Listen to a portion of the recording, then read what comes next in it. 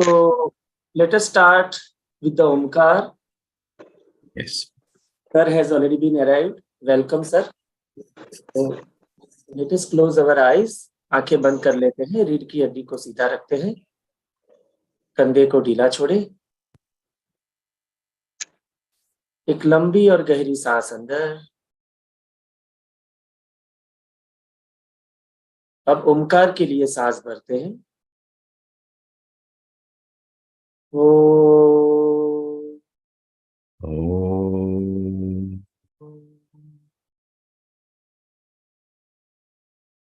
Once again.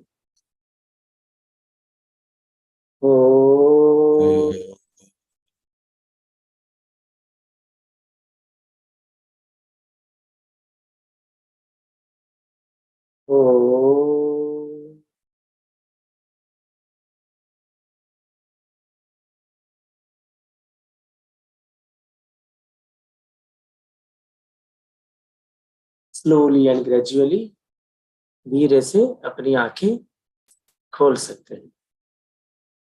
So, namaskar, sir. Yes. So, without wasting too much any time, मैं आपको hand over करता हूँ। Sir, आप vetiver के लिए आज का सेशन शुरू कर सकते हैं।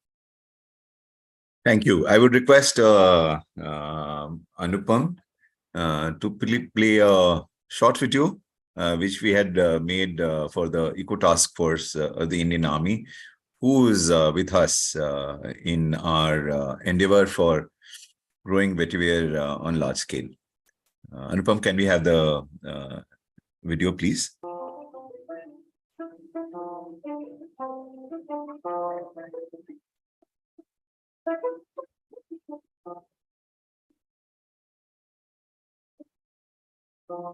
Here we are talking of a regenerative agriculture, way beyond sustainable. We have figured it out of the 17 SDG goals set by UN.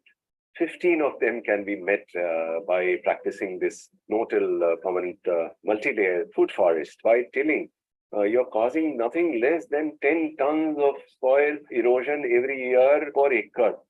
By establishing vetiver, by practicing no-till, here is the last chance of reversing global warming. Soil is the second largest depositor of carbon, far higher than carbon into the atmosphere, 4 times more. And the more carbon your soil has, the better productivity of the soil is. Vetiver is also an excellent source of CBG, compressed biogas. Essentially, I've got it verified by the best lab in our country, that of Raj Industries. They have found vetiver shavings, even the green one or the dried one, excellent source for aviation fuel, for marine fuel, and also for the CBG. Clean energy, perfect circular economy, because when this biomass is put and a clean fuel is found for your homes, for your vehicles, the residue is brilliant organic fertilizer which comes back to the soil. Also, the vetiver is great for making compost, which in turn produces mushrooms. Essentially, when we establish this food forest in the year 1, grow with bee abandon, cover every inch of soil, and what we do is, grow a moringa and a lemon, grow an agastya and a grapefruit, and surround that with vetiver in a circle, or in whichever way you want to. There need not be any design to that. So what vetiver does is, it holds the topsoil, it holds the moisture, and it brings down the food from the lower depths to the root zone of these plants. Chiang Rai Institute in Highland, they experimented with an imli tree. The one surrounded by vetiver grew 5 times faster. This has a very important lesson. If your soil is rich in carbon, it is a soil with life. Natural farming, I only termed the one which has no-till. The summary of it all, this multi-layer permanent food forest, no-till, and the vetiver. So if we have to just concentrate on the vetiver, it holds the topsoil, holds the moisture, makes other plants grow better, and it does enormous amount of carbon sink by itself. And it's an excellent fodder, and it recharges groundwater. It's great for river basins, for health. that you drink vetiver water, you would stay clear of cancer. It turns your body alkaline. For mulch, when you prune the vetiver grass and put that on the growing area, the water retention is far higher. And not only that, the water requirement of the soil goes down by 1/10, reversing of global warming, climate change. Also, at the same time, it is bringing productivity to your soil. All we need to do is, with the onset of monsoon, establish VeTiVer and create seed balls with good soil, compost, and native seeds. The combination of VeTiVer with seed ball, the survival of trees go up significantly higher.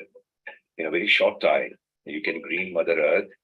The biggest problem facing us is the rise in temperature.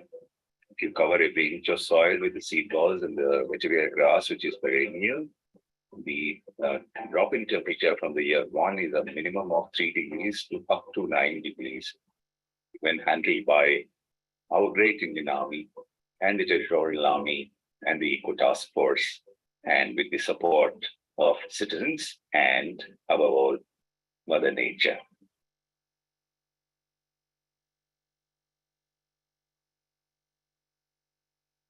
Yeah. So thank you, Anupam. So that sets the tone. We would also explore and examine what I say. Vetiver is native to India, and today I briefly saw Mr. Haridasan and Mr. Dick Grimshaw. These are the names who are associated with Vetiver. They are easily the best anywhere in the world. Richard Grimshaw was formerly in the World Bank, and he took this humble grass from India to the rest of the world. And for me, he's a saint because the whole world has adopted it. King of Thailand is the main patron. China has adopted it in a big way. Senegal, Vietnam, you name some of these countries and they realize the importance of this perennial grass. Even Ethiopia, we would see that briefly, how they established the farmers, humble farmers, simple farmers, realized the importance of vetiver, and they created a hedgerow of 15,000 kilometers. Stunning. Except the country of its origin. That is us. We have not done enough. We are determined to change that, and we will see how this humble grass actually can save humans from possible mass extinction. Because as of now, as I said in my earlier conversation, I don't call them lectures. There is some Bombay IIT professor, popularly known as Solar Gandhi. I saw his interview. He gives, human lives 6 years and 60 days or something. IPCC report puts it at 18 years now. I mean, this is the time when they feel that the temperature will breach the permissible 1.5 degree. And if it breaches that, perhaps there is no coming back. So it's a crisis, it's an emergency. Mother Earth is on boil. And how this perennial grass is so instantaneous, so immediate, and so perennial is extraordinary. In terms of you cover every inch of soil with vetiver as one layer. What we experimented, which we felt is unique in the world, because now vetiver, courtesy Mr. Grimshaw, courtesy our own Mr. Haridasan, and many others. I am poor in now growing old, don't remember names, so I seek forgiveness. But there are many in their group who took this humble grass to the rest of the world, including World Bank supported it. And it is such a shame that country of its origin has not done enough. We wanted to change that, and therefore a few years back, about 5-6 years back, we started gifting vetiver to Eco Task Force of the Indian Army, and currently of the 1.75 crore, it has reached to a stage of 100 crore. We can very briefly see some of the great work that they did next to, yes, this is in Marathwada. So those who are familiar with the topography, and this region is simply, the soil was, I had seen the earlier soil, the pictures, and later on got to see it physically also. There was just no topsoil left. The harshest soil condition that you can think of, because erstwhile all these must have been forest, and all the forest was gone, all the trees were gone, and nothing was left. The Eco Task Force, the Indian Army, this is our vetiver. In fact, Mr. Haridasan had given me this cultivar, or the variety. I'm ever thankful to him. The 10,000 that he gave me is easily one of the finest in the country, for sure. You can see the strength and the, the physical picture of the vetiver.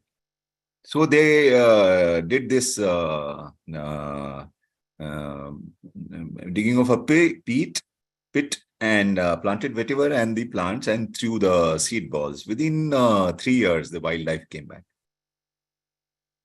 Similarly, in next to Gangaji, the National Geography covered it briefly, and it was phenomenal because they were entrusted with the stretch between Kanpur and Varanasi, so where Yamuna Ji meets. So unless you have cleaned Yamuna Ji, I mean, it was a complete uphill task, because there's so much of belching of the filth into the river. So since they are in uniforms, they could control that, and they started planting phyto remediation on those nalas, as well as the the embankment of Gangaji. Within 6 months, the turtles came back. Around the same time, the dolphins, the river dolphin, which we have, which now is near extinction, came back. So this humble grass is phenomenal in terms of water purification. We will see how the filthiest river on earth in Indonesia is being treated with vetiver for purification. Yeah, we can play that from the I think 3 minutes or something, or yeah. This is the filthiest. This is the biggest river of Indonesia. इस काम में कई गैर सरकारी संगठन लगे हुए हैं। में हमारी मुलाकात पूर्व we can put the volume as 0. Yeah, so this is the extremely filthy river, as bad as our Yamuna Ji in Delhi. And they have done the planting of vetiver on both sides of the river on a stretch of almost 35 kilometers till then. They must, and they are determined to take it to the entire length. Not only this, this water, when treated with the vetiver root, because it can be grown in water, so you can drink this water. That is what we can carry on playing this. Somewhere they show that how, yeah, this water is a filthy water from the river and treated with vetiver, because it can be grown also in water like this. It's a big lesson for us, because the river system is not only on the river bed. There is a much bigger storage of water on the riverine, on the both sides of the river. तो वहाँ अगर आपने vetiver लगाया है, खस की घास लगाई है, तो you are saving a very large reservoir of water as pure water. We would also see how in Nashik, there is an NGO which we are supporting, how this water can recharge groundwater. These are some of the biggest problems which is facing us. So they met me, and this is somewhere in Nashik, and mostly they're engineers, so they keep meticulous records and all the exact location and everything. So the well would go dry by the month of April, and after planting of vetiver in the recharge zone, the water level in the well was 9 feet. Stunning. By a humble grass, you can recharge, you can produce water. You can basically slow the flow of the water and let it. It has a very deep rooted structure with tensile strength of steel. Great for against soil erosion. And when combined in a no-till with vetiver, when combined with other trees like moringa, as we have been discussing, very high in carbon sequestration, and when combined with other plants, it can be definitely the best candidate to bring down the temperature instantaneously. We will see again a small video which my friend in Bokaro Steel City, which really becomes very hot, they had planted, and the temperature came down by a drastic 9 degrees. So we can play just the last portion. It has all these have a very important lesson. Yeah. Yeah, go ahead. Towards the end, we can play. Yeah. Pritam sir, आप हमारे GM in charge हैं, आपको तो 9 degree का temperature difference आज observe किया गया है. Thank you. Pritam, yeah, it's okay. So essentially that person in charge of the laboratory in Bokaro Steel City, he measured the temperature of 8 months old vetiver. We had gifted them vetiver, which was 9 degrees lower than outside. Very important lesson to take. So here is a humble grass, perennial grass, can be established instantaneously, which multiplies minimum of 10 times. We have seen 40 times also. Easily within a, right after monsoon, if you are a little clever, you can keep planting, segregating and planting. So it lowers temperature instantaneously, recharges groundwater and holds the topsoil and purifies the water. Also, it's a great companion plant. In terms of if you, this is that Chiang Rai Institute, they took 2 imli plant, one surrounded with vetiver, one without it, and you see the comparison. More important than this, my brother, he bought a land in Umaria, in Madhya Pradesh, where the soil was so compacted. I was supremely confident. I asked him, go ahead and buy that. It's in the interior of Madhya Pradesh. We will see the picture how this was the land. Totally topsoil was gone. That is the condition on most soil that we have, which does not have the soil cover, which doesn't have the grass cover. And this is the situation after 3 years. Only because the vetiver, this I'm absolutely confident.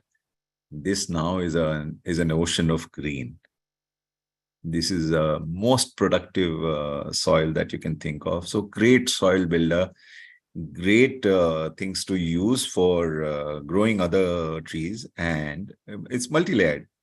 So suddenly that is what I feel most unique. That is what I keep asking my friends, that use vetiver across the country. It's the grass of our country, perennial grass of our country. And in fact, in 3 years' time, there is so much of flora, fauna, and bees which have come back, and suddenly sometimes the tigers also have started visiting his farm from the close by, national park.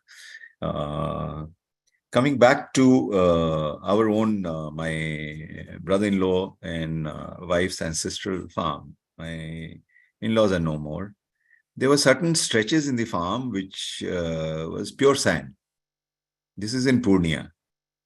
And, very difficult to believe that it could support anything green. Vetiver was the lone exception. We started growing vetiver with gay abandon. We also grew tuar. We also grew lemons right from the beginning, everything. And within 5 years, this is the same patch of land. Some of the trees were grown earlier, but some patch of land is, you cannot now identify it's the same land. So where is the cost involved? Nothing. Start growing, start covering every inch of soil, and stop tilling. There is absolutely no need. Remember the definition of Fukuoka. Let's again revisit the definition, because I personally feel that Zen master, what he defined growing, nobody has defined. And he said that the mulch, basically mulch, not of plastic. I mean, that again is a very cruel method of our whosoever thought of that is as bad or perhaps worse than weedicide that we are using. Weeds are not enemies. In our minds, it's a corporate world which have made us to believe that weeds are, competing for our food. Rubbish. So Fukuoka said that the organic mulch, the bacteria and the fungi work on them and give a little bit of a slurry of any animal waste, our own cows, cow dung, desi cow. It is full of anaerobic bacteria. Slurry of that and a little bit of a topsoil of, say, bargad tree is brilliant. Is one of the most amazing topsoils. The bacteria and the fungi work on them, and comes the rain, which takes this decomposed matter deep inside the soil and becomes the food for microorganisms, earthworms, and other small animals. Now it has gone deep inside the soil, whereas the root zone is nearly the topsoil of the soil. With the help of the root, it comes back to the surface of the soil and becomes the food for trees and bushes and plants. Nobody has defined growing better than this. So what you require is a lot of mulch. What you require is a lot of roots. Vetiver comes great on this count also. Somebody asked me if Fukuoka was not using it. Obviously, Vetiver did not belong to Japan. And had he been alive, he would have been very happy to support it, because A, it is perennial. 2, it meets on all counts of what he was advocating, except nitrogen. For nitrogen, we can grow many things that we have in mind, what we grow. Incidentally, moringa does not fix nitrogen, but agastya does. Agastya is another fabulous plant to grow. Again, very medicinal, extraordinarily good. And subabul I love, because it reaches a different height altogether. 25 feet, 30 feet in no time, sometimes 50 feet. It doesn't stop the sunlight at all. You see why I'm a big admirer of Masanobu Fukuoka, but I'm not a blind follower. In Japan, you have plenty of rains. In India, what you have is plenty of sunshine. So how do you harness the sun energy? By letting it fall on leaves. The cheapest way to harness the sun energy is through photosynthesis. How best it can be done? In a multi-layered way. So on a great height, subabul goes, or any other species that you can think of, which attains a fantastic height and doesn't stop the sunlight. Comes below is the moringa, which has tiny leaves. We have moringa. Plenty of moringa. And now I get goosebumps when I realized that this is one of the highest carbon sequestered So when you do not till and when you grow moringa and species like even subabul is fantastic, neem is extraordinary in bringing down the nitrous oxide, which is a deadly greenhouse gas and which is 3 times more potent than carbon dioxide, and which is once released into the atmosphere, when you till the soil, it stays in the atmosphere for anywhere close to 120 years. No leader, no political bosses can, you would say this agriculture is contributing 30 to 40% of the greenhouse gas emissions. It's not the fault of the farmers. He's been taught in the name of the science that you need to till the soil. You need to till it hard, till it deep. Grow industrial commercial farming. World would have been different had we not followed Norman Borlaug, had we followed the Albert Howard. World would have been different if we had understood this method of farming from the beginning, because one of the pleas which normally is taken is for rising population, we needed to accelerate the growth, and therefore the NPK was used. Rubbish, I don't agree to that. Another canard which they spread, which they are very clever, the lobby. They said in Sri Lanka they failed because they switched over to, organic farming overnight, and organic farming is low in yield. Organic farming is takes time to establish. I don't subscribe to that. Perhaps they were not aware of the humble grass vetiver. Had they done it with the vetiver and the Agastya or something alike, and then grow food from the year 1, they would have been successful. Anyways, coming back to vetiver, it holds the topsoil, supports other plants to grow. And as we have seen, the worst of soil can be made fertile. Worst of soil, the life can be brought back. It's not only vetiver, it has to be a vetiver in a no-till condition, in my considered view. There is no compromise on that. But if done well, we have so many examples of those friends who listen to us. Some of them are present here today. They each have witnessed the same. Irrespective of the geography, irrespective of the soil condition, we have shown you 2 worst soil condition where nothing was possible to grow. Not a speck of grass. Where now we have a greenery of a kind which is perhaps the best anywhere in the world. This is this humble grass. And the best part is that it gets established very fast and covers the ground and provides the mulch. What really touched my heart was the experiment that the farmers did. Of course, there is this vetiver.org. All of us must visit that. It's a treasure trove of knowledge and information. Mr. Haridasan, if he's still there, was the head of TVNI chapter of India till recently. And now another gentleman, Mr. Ashok, has been appointed as the chairman. I'm sure, but mostly, unfortunately, what has happened, I'm not against the oil of vetiver. Vetiver is being used currently to produce oil. I can understand land which comes under submergence. I can understand land which comes under, under the water and the soil. So there, if you use vetiver for the oil, understandable. And currently the price is good. But whatever happens to the commodity, the same thing is here also. There was a time when they had to stop, growing vetiver, who were doing it for the oil, because the oil prices had corrected to a level of, I think, 13,000, 12,000 rupees a kilo, which made it unviable, uneconomical. So they threw the vetiver. And so many people, I received many messages because I talk about vetiver.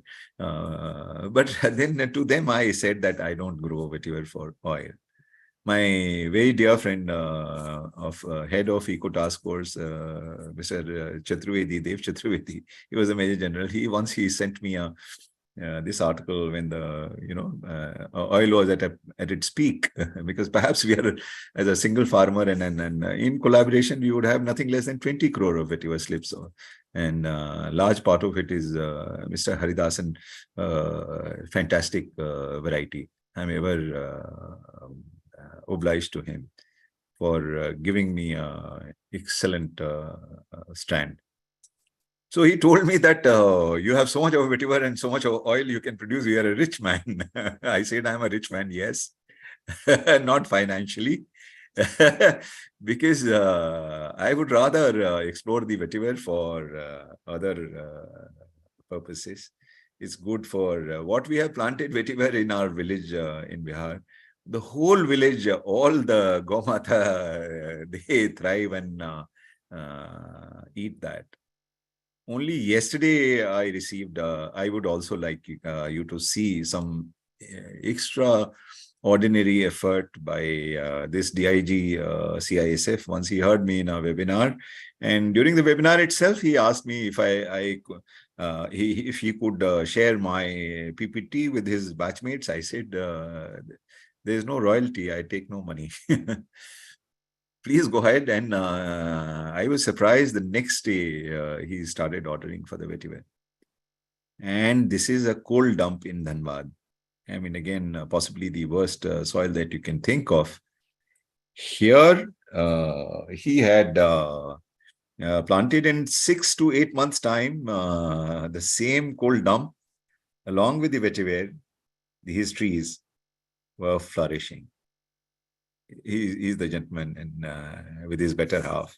He's a deeply spiritual guy. That is one thing I find common, Chintan.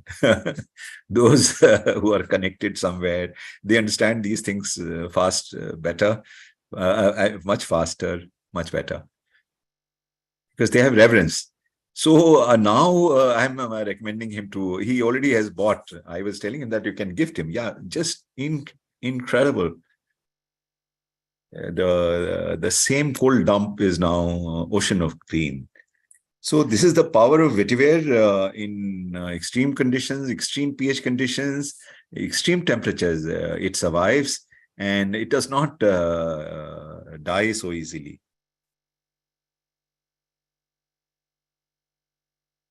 Surely, yeah. And coming back to how vetiver, in case we are not talking of the extracting the root and for its oil, then what do we do with the vetiver? Besides, mulch, besides, they are also important, very, very important in my view. Only, in fact, nothing else compares favorably than vetiver being used for soil productivity, for bringing life back to soil, almost in the shortest possible of time. That being the case, then also an excellent fodder. Also, I would be feeling in my, this thing, Mr. Grimshaw mentions very well. In case if he's here, kindly raise the hand, because we would rather hear you than the lesser mortals. As far as he is concerned, for me, he's a saint. Because he took vetiver to the rest of the world. And I would request Anupam to show that 15,000 kilometers of hedge grow of vetiver, because farmers understood that it stops the soil erosion, it recharges groundwater. This is in Ethiopia. So it's something which is so important that we must devote some time to understand this. You might be interested in this PDF showing recent and older, Mr. Grimshaw, who shared it in our group, and older satellite imagery of this vetiver hedge grow, planting and ground truthing photos in Ethiopia. In this district of Metu, we estimate a minimum of 15,000 kilometers of vetiver hedge grow. Probably a lot more, still functioning as intended, particularly where farmers have maintained them. Irregular pruning, etc. The initial promotion backed by a district vetiver nursery was by an NGO. Later, promotion and transfer was on a farmer-to-farmer basis. Many farmers splitting their hedgerows for plant material supply. Farmers report increased crop yields, improved groundwater and adjacent wetland improvements, byproduct for mulch, forage, thatch, mud wall reinforcement, and for religious and social uses. Whether the farmers are aware of it or not, there is a significant decrease in stem borer. That's a very major cause of, rice and maize and coffee, I'm told. One of the insect which really troubles you. Of maize. It is interesting to see from wider satellite image analysis how the most concentrated use of hedgerow are in areas closer to road access. So what a brilliant work. So in Indian grass thriving in Ethiopia by farmers because they understood it. And we are such a great worshipper of Go Mata. And we have not understood this grass. I would like to show this Goshala short video, Anupam, if you have it, which my same DIG friend sent it. A couple of days back, he uploaded it. And so let's see this. Because we have so much of Goshala with enormous amount of wasteland. This was also a complete wasteland, and which he converted. If you don't have it, no problems. So on that, he grew the vetiver and moringa, and this, I now forget, the vine on the tree, which is also very good for the cows. Of course, Kishore Bhai would know. So it recharges groundwater, as we see in Indian condition. So if it can recharge a kuan, a well, why should every kuan not be replicated with this, especially in areas where they run dry? I'm reasonably sure it's not only recharging of the groundwater, it also purifies the water. Double, I mean, why should Yamuna and Gangaji not have as a mandatory this thing to have vetiver all along? Why should this is also very important, and that how it is good for the human consumption. This is what I emphasize. I give it to all those who come to me for their health. So this is a very simple video where they are showing that how vetiver purifies water, same dirty water, put into areas, one with vetiver root, one without it, and within 3 days,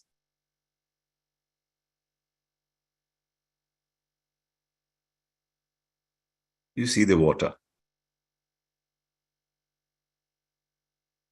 That's a huge lesson in ever running short on water. We are heading for, disaster. We can recycle water. We can make this water drinkable, especially with vetiver, bioenzyme, and the DOC of moringa. Fantastic combination to make water, make drinkable. That's the power of this root. Now let's pause and think. What is human body? 70 to 75% water. Why are we not taking this as a very powerful detoxifying and turning your body alkaline by drinking vetiver water? What we do personally is during the summer season. Now in India, you have mostly hottest season. So in the earthen pot, we put this vetiver from our farm. It's very important because we have not given any poison, any chemical fertilizer, any pesticide, herbicide, fungicide, nothing. Not even of organic kind. Establish multi-layer permanent food forest, establish biodiversity, everything falls in place. Leave the rest to Mother Nature. As Fukuoka would say, do nothing farming. It is classic case of do nothing farming. Least bit of expenditure, highest productivity from the year one. And we'll come back to that. How Vetiver plays a very, very important role in that as one layer. So if you drink Vetiver infused water, Vetiver should come from a clean source. I mean, if it is there for, in a poisonous soil, perhaps some bit of it would be there in the root. My recommendation is that if you're, sure of the source of the Vetiver root, please adopt it for your health. This lady is, she's a star nutritionist and a very Rijula Divekar. Many film stars, Hollywood film star, that Kareena Kapoor and many others who follow her. She's very, very sensible. And she's saying this on her Twitter, I think. Otherwise, also she advocates this. Khas roots, Mother Nature's natural coolant, gives smooth, flawless complexion, prevents UTI and fevers, relief from chronic pain. How to use: clean roots, soak them in drinking water, remove after 3 days, dry them, and reuse them up to 3 times. 3 times is little less. Till such time it is fragrant, use it. I recommend this not only for the complexion change, that because our clientele is a lot of film industry. It's one of the best way to turn your body alkaline. It's one of the best ways to bring the minerals back. I think we are among few countries which is using RO water, which is so cancerous, which is so wrong, is unbelievable.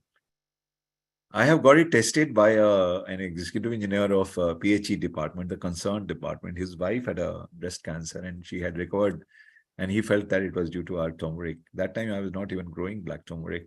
So I requested him, can he test check the water? So he used the boring water and the RO water, and the RO water kept in the earthen pot with vetiver. The RO water kept in the vetiver was a perfect pH, and which so if you drink such water, I am reasonably sure that you can fight some of the most difficult diseases, prevent, and also, even if you have it, it helps you in fighting the disease better. So that is as far as the human consumption is concerned. I strongly recommend this. Then imagine if people understand this, what will be the quantity of requirement of organically grown or in a no-till condition grown vetiver roots. It can surpass everything else because it's light in weight, and it can, but it's a matter of convincing. Chintan Bhai and the group can do that. Because I don't do farming for monetary gains, but you would be surprised that as I every time keep telling that when you have brought life back to soil, everything is so productive. Those tall trees, cover them with the vines of beetle leaf, cover them with the vine of black pepper. And in no time, even if you start getting per tree 4,000 rupees, and if you have, say, 20,000 trees, what? How much money do you need in your life? If you have, because the world is going to come to an end because of the greed of human race. So coming back to vetiver, yeah, we can see this. This I have. Anupam wants me to finish it fast, it looks like. Let's devote some more time for the water purification. Yeah. Yeah. So this, I have taken these pictures from vetiver.org. It's a very, very useful, deeply researched thing, since I do farming with reverence, and I do farming with difference. I was very clear in I'm a purist by heart. So I started my growing following Fukuoka, the Zen master. That was the difference. Later on, I got to know that it is in our scriptures also. Fukuoka was deeply, deeply influenced by our scriptures, our Rig Veda, our Atharvaveda, our relevant Richa, which does talk about no-till farming. But of course, I mean, Fukuoka popularized it. He would have influenced minimum 500,000 most brilliant minds across the universe. I am one of them who understood what he was trying to say in that One Straw Revolution, that thin book. I am not brilliant. I understood what he was trying to say. And as per Indian condition, if you do this, see this humble grass from the year 1, temperature comes down by 9 degrees. From the year 1, it recharges groundwater. From the year 1, it purifies water. From the year 1, it supports other trees and other plants to grow better without chemical fertilizer, without pesticide, without any poison. From the year 1, this starts saving human lives. They multiply by 10 times to 40 times. We have 20 crore. Indian Army now has 100 crore. We are determined because, I have a vision. Going forward, if humanity realizes the goodness of this grass, when they need that, it will take time to make it available on a large scale. We as a group, Anupam included, I sometimes feel a little scared because the youngsters, we can afford to put our money to where our heart is without expecting any return. My friend has appointed me as a, this thing for Himachal government, for Vetiver, for this thing. I have not spoken to the concerned officers in the officials. He asked me, have I spoken to them? I have not so far, because I want to have first a concrete number of Vetiver. What will the government do? I mean, first of all, you need to have it. I'm willing to put my money where my heart is. And if nothing else, I also am a part of a button mushroom making enterprise. That was a closed entity, very dear friend, extremely passionate. And now it is thriving. It has come back. And in the district of Nashik, we have given vetiver slips to the tribals, because this NGO which is working there has done a fantastic job for water independence of that district. Phenomenal work. Now we are telling them that livelihood is the next mission for them. A simple thing of vetiver shavings are excellent source of making compost. Humus can be broken only by mushrooms. So that we understand. So therefore, I advised my friend to start using vetiver shavings instead of the wheat straws. Results are extremely encouraging. So now, once the poor farmers and the marginal farmers, mostly you'll be surprised now, the women farmers, the small farmers, the men leave and go to the cities.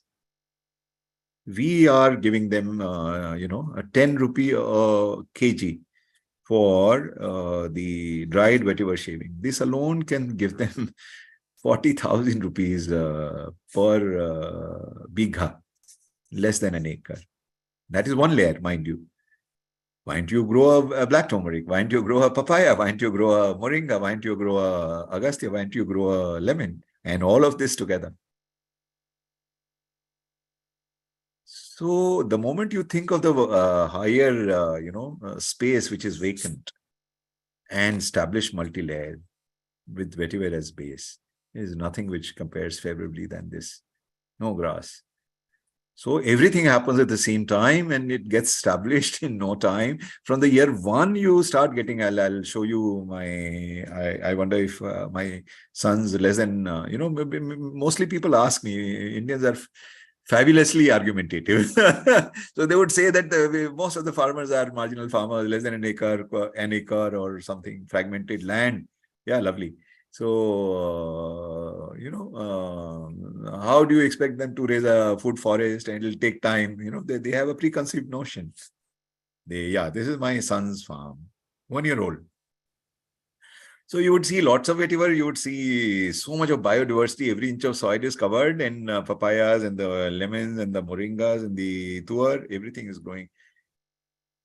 In your forum, there have been people who sell tuar, seeds for 800 rupees. I don't approve of that.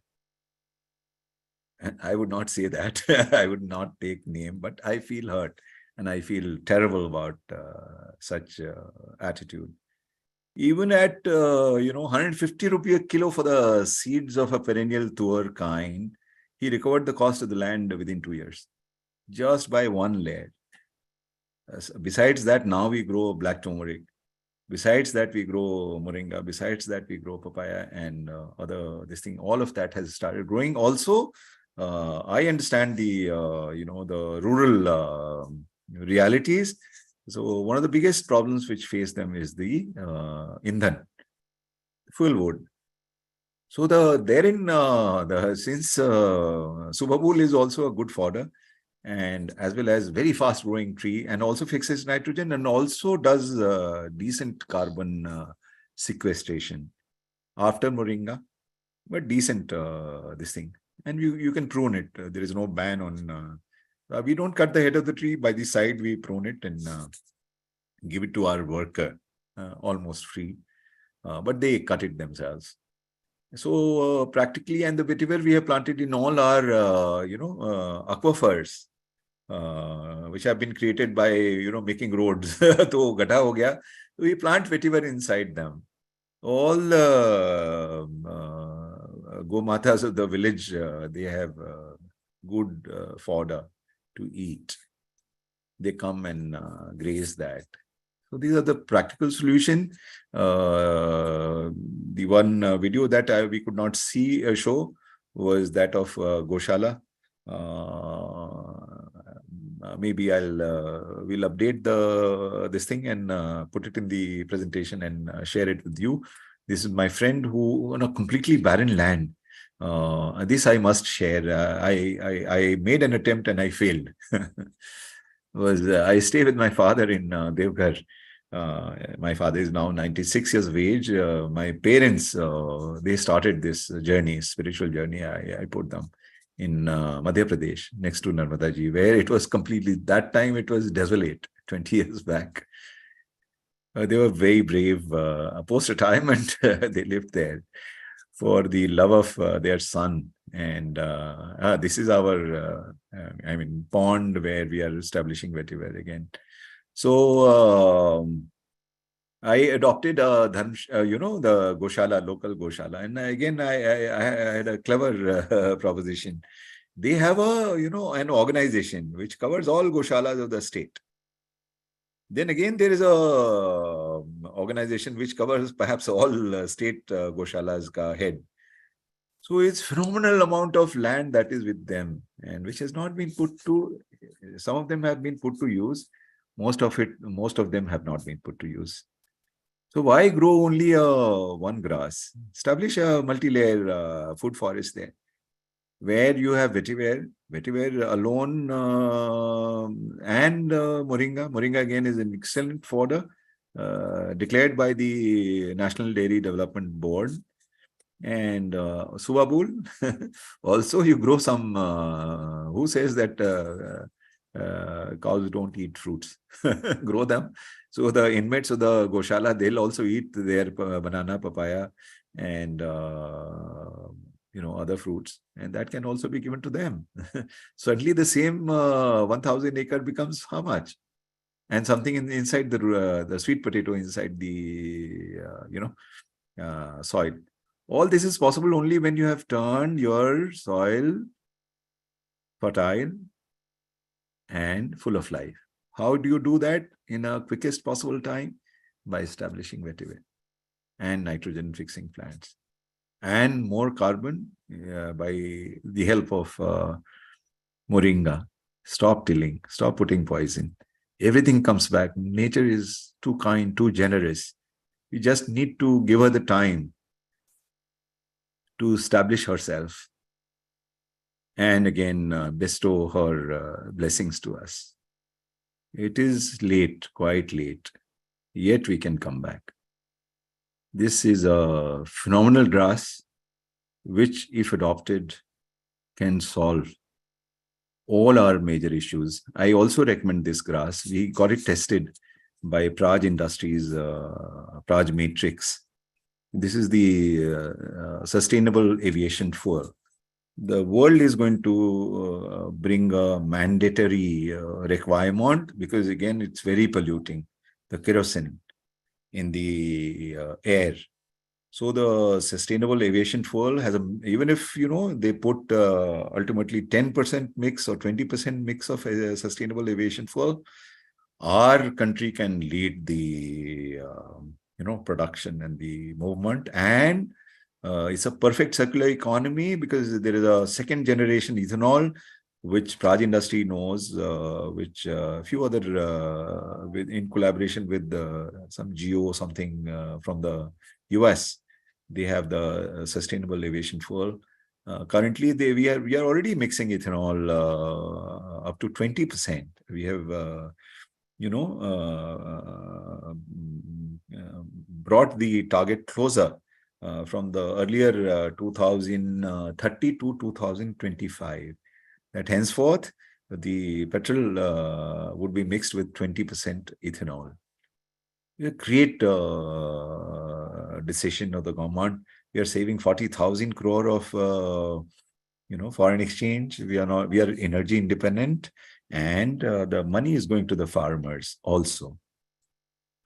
When done in a determined way, where we also grow energy in the form of vetiver, in the form of bamboos, in the form of subabul, in the form of residue, surplus biomass, after the mulch, after the cattle have eaten, it goes to the CBG, compressed biogas, which is a perfect substitute for CNG, and much less, obviously, perhaps the cleanest fuel, with the least bit of expenditure in establishing that. If it is done within a radius of 100 kilometers, it has vetiver grass has a potential. It is very high in lignin, and therefore very high in terms of conversion to compressed biogas or sustainable aviation fuel or 2G ethanol. So just imagine if you have a multi-layer farm with vetiver, after the mulch, after the cattle feed, the surplus goes to biomass at 2 rupee a kilo, the green. It can give another, 50,000-60,000 rupees per acre to the farmers. I forgot to mention the carbon sequestration, which is phenomenal again in a no-till condition. When you grow vetiver and moringa and suabul and neem and bamboo and everything else, the carbon sequestration, the estimate here may be a little on the higher side. I consulted Mr. Grimshaw. Perhaps on the higher side, doesn't matter. The combination will be far higher than this. That I'm very sure. So let's use this. And the world's biggest business, if the world wants to survive, is going to be the ESG and the carbon sequestration in coming years. So we do not only only do the carbon sequestration. We also produce energy. Farmers start producing energy, but it's not energy versus the food. In such farms, I wonder if you can see, some of the dalhan and tilhan, everything that we grow. The tuar and the moong dal and the mustard, all that can be grown by broadcasting with good soil. So we grow that also. They also fix nitrogen. And the surplus biomass of all of these goes to the CBG, produces the cleanest energy. And the residue is a brilliant organic fertilizer, comes back to the soil. Perfect circular economy. If you grow too much of potato, too much of garlic, too much of onion, ultimately the market forces, because they are perishable. And market forces bring down the cost, bring down the prices to such a level where farmers throw it on the roads. There is only one thing which would never ever, be enough, which is energy. So when you grow fruit, food, mota anaj, I'm a big advocate of that. Amaranthus can be grown easily. Once established, they keep growing and keep broadcasting this thing. And one more thing, people say that the forest, then where is the sunlight? Baba, prune it, no? Prune it from the side branches and everything falls down and they become soil. It is so simple. So it's perennial with the least bit of indifference. Those who ask me how much of a distance and other things, I don't really bother. Grow two trees together. Those who were present in the earlier two conversations I mentioned about how to grow, VeTiVer plays a very, very, very major role. And I gave an interview, which is a part of this presentation. I'm not, I can just show it to you if it is visible. Yeah. VeTiVer can save humans from mass extinction. I mean every word of it. Backed by evidence, backed by experience. This is the humble grass of India. Let's adopt it. In our scriptures, it is also known as Vishnu's Rome.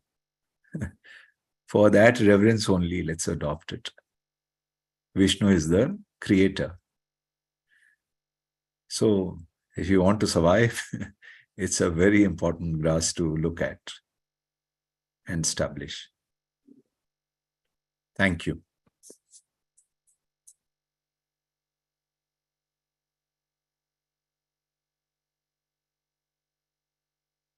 Yes, sir.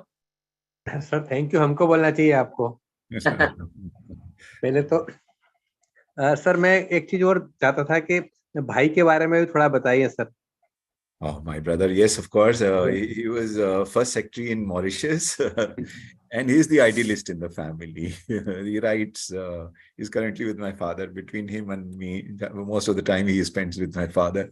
I end up doing this, and he gives me full freedom to do this.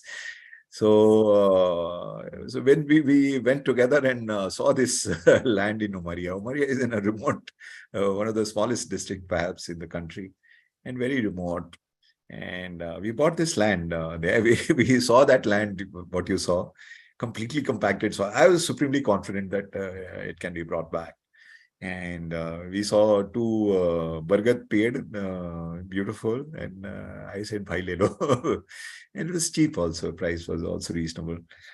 And so he spends time, because this farming is a do-nothing farming. Once established, you don't need to look after it. Mr. Save used to say which is very appropriate for VeTiVer. Mr. Bhaskar Save, again, I had very deep respect for him. Fukuoka visited his farm and I said that your soil is better than my soil.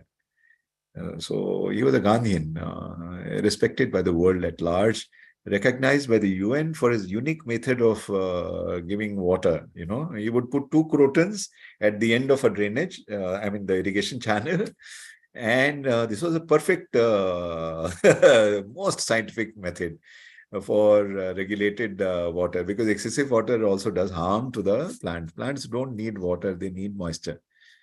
So he developed this, that you put 2 crotons at the irrigation channel, and when the leaves of the crotons droop, you irrigate. And the moment the leaves of the crotons are up and smiling, stop.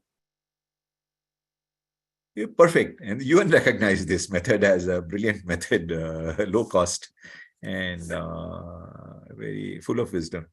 So I learned from him also, and but I experimented. I kept experimenting, and then I realized for small farmers, for large farmers, for middle, all level of farmers, next to the river system, next to anywhere and everywhere, if you have such biodiversity, VeTiVer plays a very, very important role. Moringa plays a very, very important role. And so one of my friend again now is an advisor to Mr. Biden, young guy from MIT, Tim Sahai. You can read some of his articles. He recommends Pongamia in US now. So he visited our farm and he mentioned that, you talk of so much of moringa and all that. And this I'm telling you about 18 years back when he had visited our farm, when we were not talking so much of moringa. So the prices would crash. I said, let it crash. But it will give the health to the farmers. And not only that, the end of that pods, when crushed, gives you a ben oil, which is a fantastic edible oil also. So you at least, instead of eating the imported oil, eat the best oil. You would be healthier, and there's a lot of demand out of that tree. Yeah. So my brother's farm now fills us with great pride.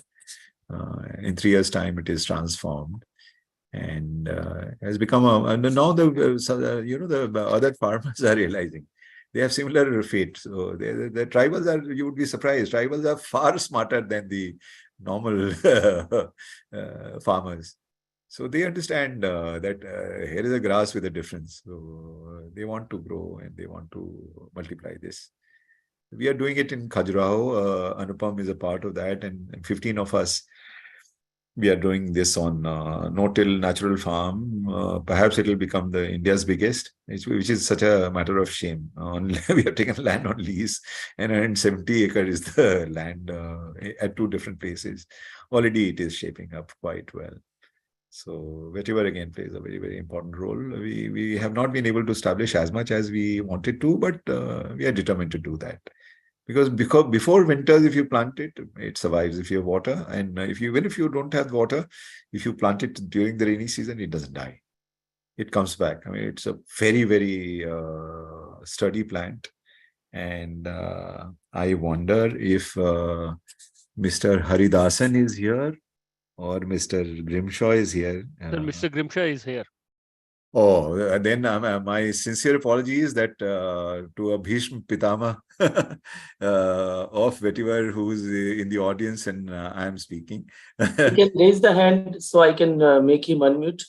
No, I already made him unmute. Okay. Mr. Grimshaw. Yeah. Can you hear me? Yeah, we can. Okay. Well, that was a very interesting presentation, Patanjali. Really nice to hear what you had to say. And actually, I think that in the future, we have to learn and use people like you to extend this technology from farmer to farmer. Frankly, I've tried all sorts of ways in other countries of government involvement and things like that, but it's never really worked. And it has to be a user movement to get VeTiVer and all its uses out there, and with an accelerated promotion. You know, India is such a huge country that to get VeTiVer out on a wide scale is going to take a huge task. And I think one of my failures in the past has been that we've been pushing it to farmers just on soil conservation only. And many farmers aren't interested in that. They're interested in increasing their food production and making a bit more money. And there's a disconnect between erosion control and production.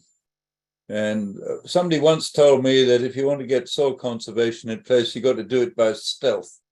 In other words, you've got to promote something else, which automatically brings the soil conservation into play at the same time. I think that's really what happened in Ethiopia,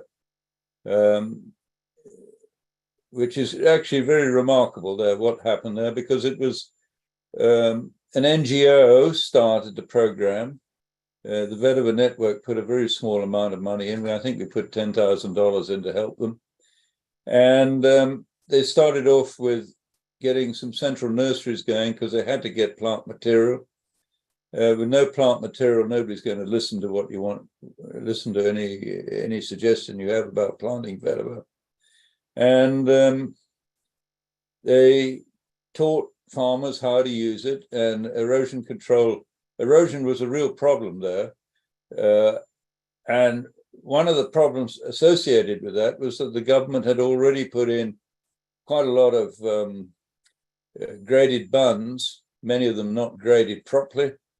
The water from those buns were getting into drainage lines and creating very bad gullies.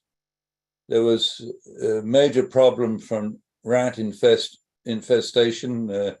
Rats were nesting in these buns, and the farmers were just fed up, and so they started using Vetiver.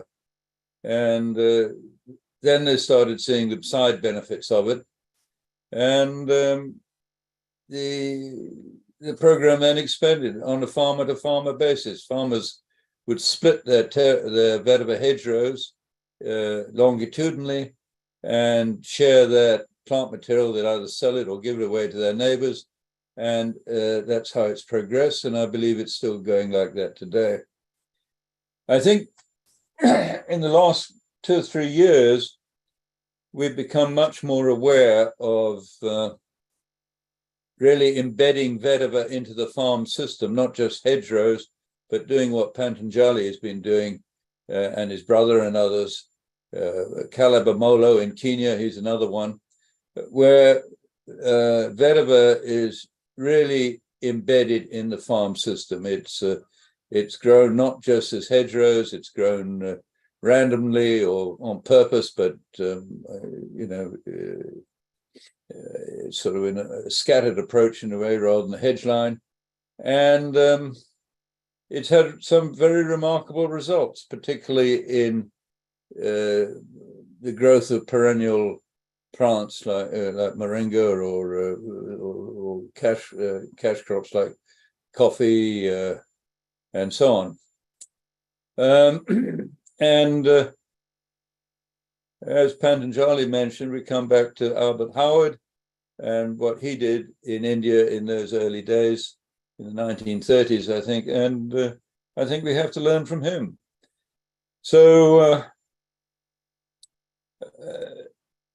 I'm now, and others in the Vetiver network internationally, are starting to put more emphasis on this embedding Vetiver into the farm system, and not just for growing plants, but also for protecting physical infrastructure on a farm, even if it's a small farm, protecting the ponds, protecting irrigation channels, protecting drains, and for cleaning up waste from effluent, from piggeries or whatever there may be there. Well, probably not piggeries, but cattle pens and so on. So I think the time has come now really to move ahead on a much broader scale with Vetiver. And I think I really am hoping that in India, you're going to show the way and show what can be done on a very, very large scale. But it's going to take a little bit of organizing. It's not, a lot of people need training. Farmers have to be trained and taught, and planners have to be taught a bit about this. The technicians need to know about it. And more research needs to be done. For instance, we know Patanjali mentioned the control of stem borer using Vetiver in maize, and that particular stem borer is China partelis, which is in India. It's also very effective for controlling stem borer in rice. And the Chinese have done some excellent research in China, and now there are about nearly 300,000 hectares of rice are now protected using Vetiver, but that is for the control of pink and striped stem borer.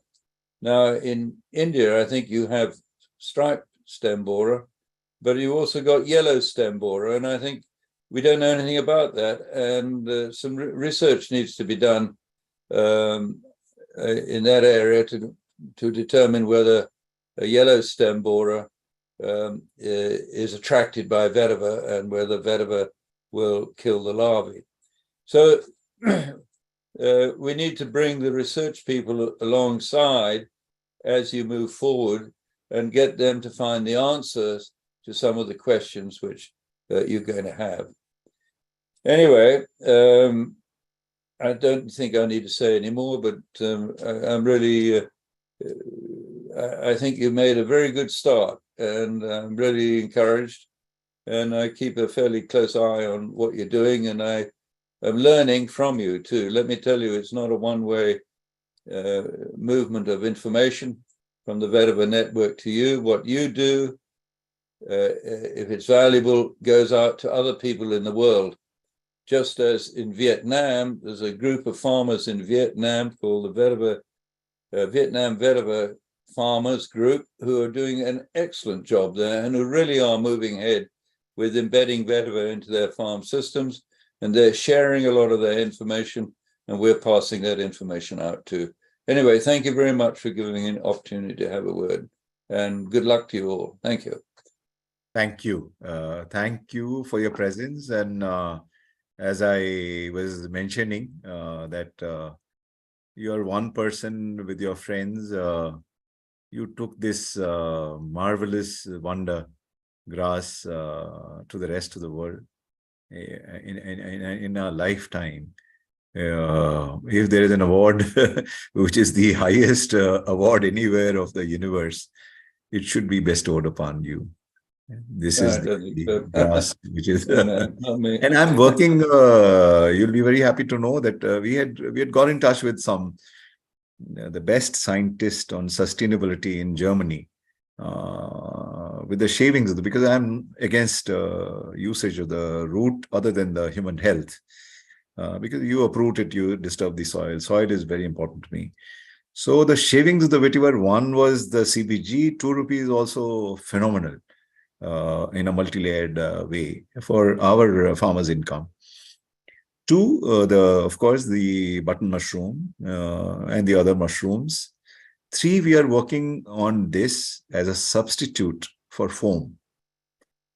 For the first time, I'm sharing it, despite the wishes of some of my close friends.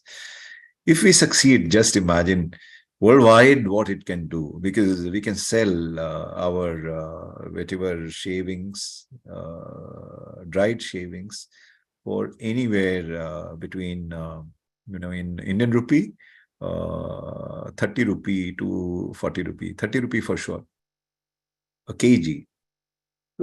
I mean, half a Singaporean dollar. My son is in Singapore, so I know the Indian and the Singapore dollar conversion, which will again, create massive employment, because we can substitute foam, which is currently out of the, again, petroleum, this thing, in the beds, in the shoes, in the cars, in the this thing.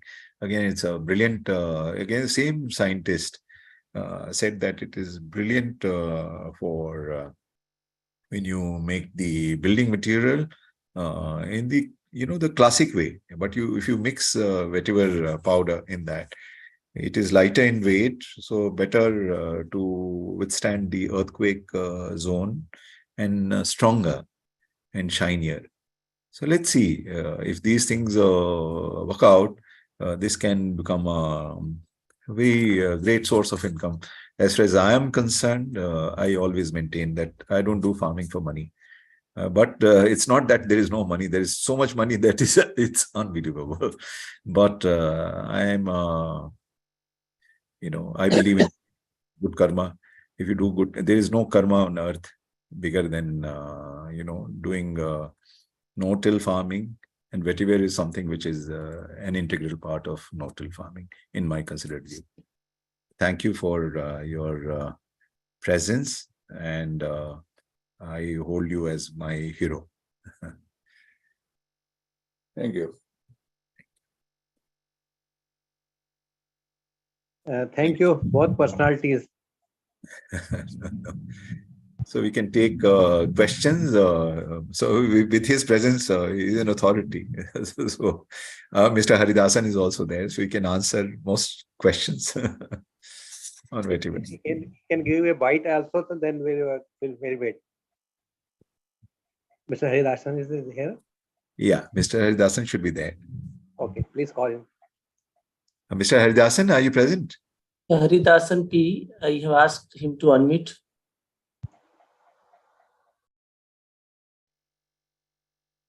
Yeah. And he's in Kerala. You know, Kerala every year is witnessing so much of landslide, so much of this thing. VeTiVer is the answer.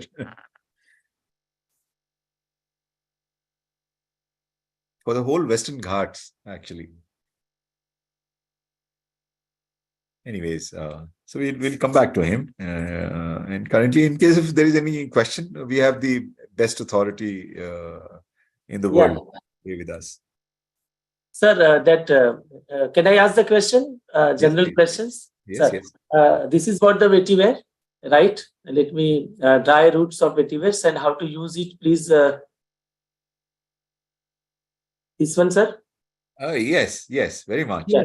For water, I mean, water, put it in, the bottled water or the earthen pot or whichever way. And it's a very clean VeTiVer root.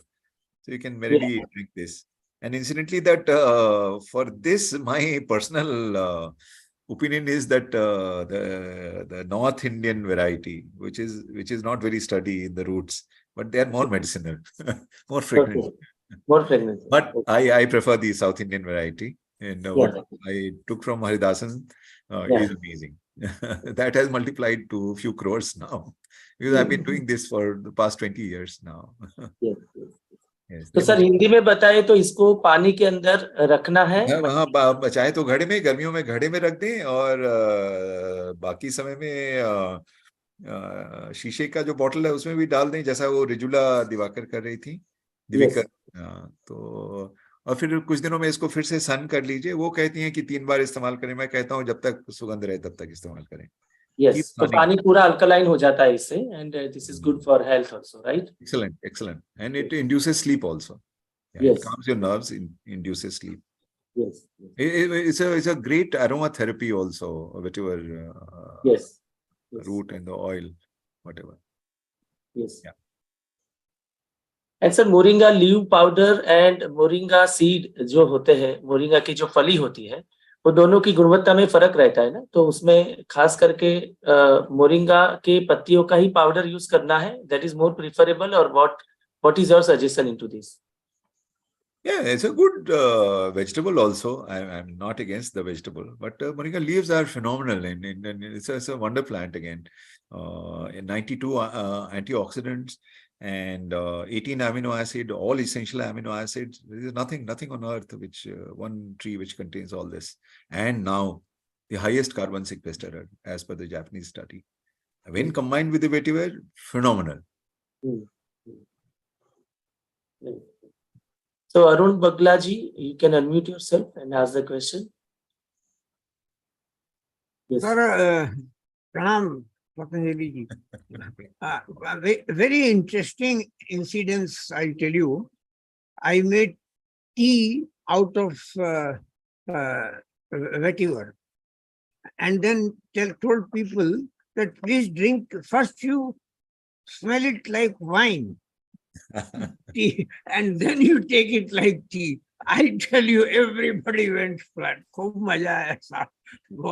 But this vetiver and moringa combination, and black turmeric. I'm on to it, and I think I'll get some. I mean, आपको तंग करता रहूंगा, but it's really great. It's really great. Thank you so much. Thank you so much. Thank you. Sir, we have Binodji from Nepal, and he would like to ask the questions. Binodji, please unmute yourself. Namaste to everyone. I have few questions about VeTiVer. The first question is, can we plant VeTiVer along with local grassland, or we have to clean the land before planting? One question is that, and the second question is, can VeTiVer survive in that dumping sites? Third question is there any practice of planting VeTiVer on dumping site? And fourth question is, can we soak vetiver roots on copper filter? Sorry, Is the that last question. The last question is what? can we soak vetiver roots on copper filter to use for drinking water? Yes, it can be grown along with the other grasses. I prefer this because for the obvious reason that it is perennial, and so easier. Once grown, it remains there, and in extreme pH condition it grows, and above all it builds the soil better than most other grasses. And secondly, whether the vetiver root can be had with the copper this thing, I think it should be asked from an expert. I'm a humble farmer. I would not know. But it is safe to put it in the. I'm asking because we use a copper filter for water.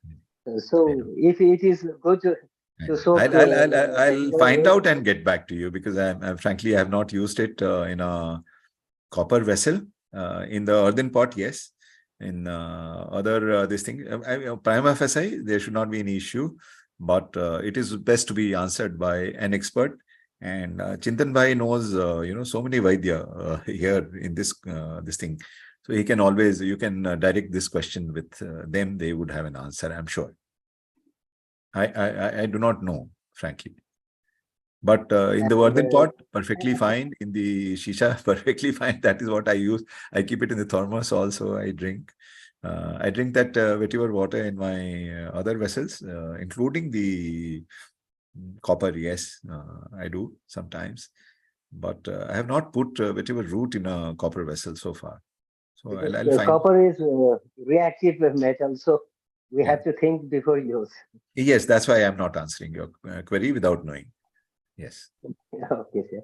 And what about planting on dumping sites? Yeah, absolutely. Is Must. there any practices? Must. In fact, I have been advising some people armed with the knowledge which Mr. Grimshaw and his peers have put that to stop the leachate, to stop this is the most effective. Because it's the best phyto remediation on the soil, on the dump, on the filthy river, on the filthy water. It can be grown on a float, and also on the massive urban dumping sites also it can be grown. I have been persuading some local guys. I have not succeeded so far. Let's see. Can I make a please. observation on this? Yes, please. To give you an example, in the US, on landfill sites down in the Gulf Coast, they are pumping vetiver effluent. No, sorry, what I'm talking, not vetiver effluent. Effluent from the landfill leachate ponds. It was costing them a huge amount of money to move and dispose of this. And now what they do is they've planted on top of the landfill, these are the old landfills, maybe 6 acres of vetiver, and they drip irrigate using the leachate. The leachate's pumped up and it irrigates the vetiver, and the vetiver, the leachate then, the water part, the water in the leachate evaporates through phytoevaporation, transpiration, and the heavy metals remain in the root system of the vetiver. There are very few heavy metals go into the leaf, and in fact, they say that you can cut the leaf if you want and use it as forage. But they're disposing all the heavy the leachate like this and saving millions of dollars every year, and are and that otherwise, leachate from landfills are very, very potent and very poisonous. And in many parts of the world, it just gets into the local drains and irrigation system and poisons the land. So vetiver can deal with very, very high loads of toxic material. One other thing, going back to the point of earlier question about vetiver for drinking water, in Senegal, in Africa, years ago, 20 years ago or more, we had a vetiver program there, and traditionally vetiver is used, the roots are put into water to disinfect the water and to remove the pathogens in the water so it makes it safe for drinking. And so they commercialize this, and whether they're still doing or not, I don't know, but they would put in 4 or 5 pieces of vetiver root, maybe 6 inches long, into a bottle of water, and a plastic bottle, just like buying water from a supermarket, and they would sell it commercially. And it's very effective, not only all the good things which Patanjali was saying does to your body, but the most important thing is it removed the pathogens. And it really was a help with reducing diarrhea and all the other problems you get from drinking bad water. So there's a lot of, it's been done before. You've been doing it in India. You probably, many people probably hasn't even realized what it's done to them, but it's very effective. Thanks.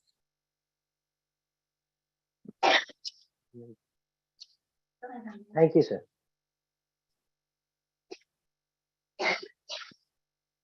Then you are on mute.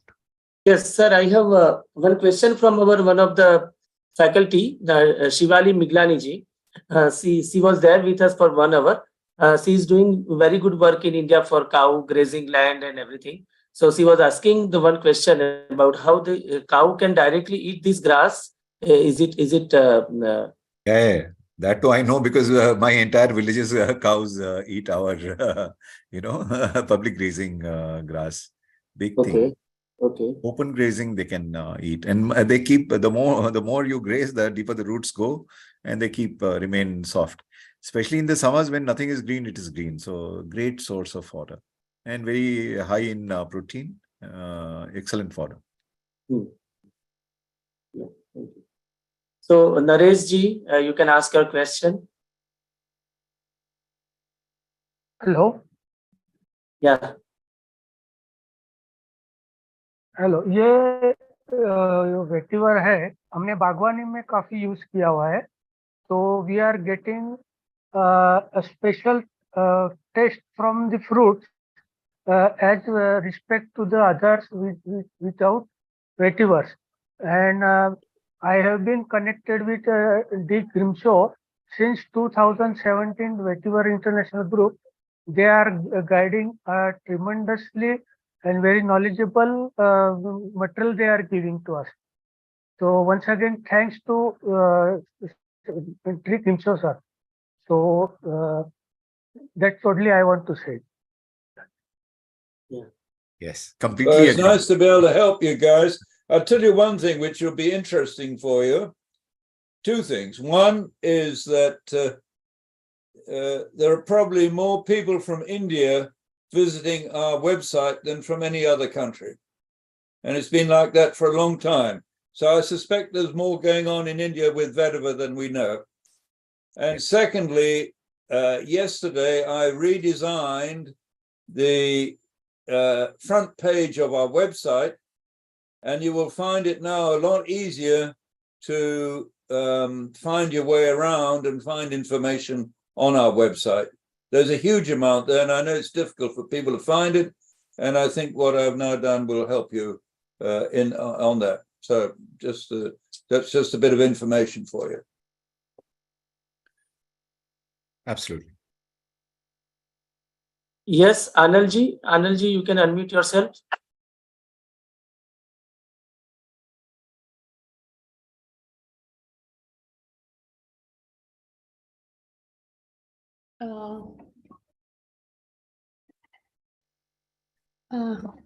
Yes.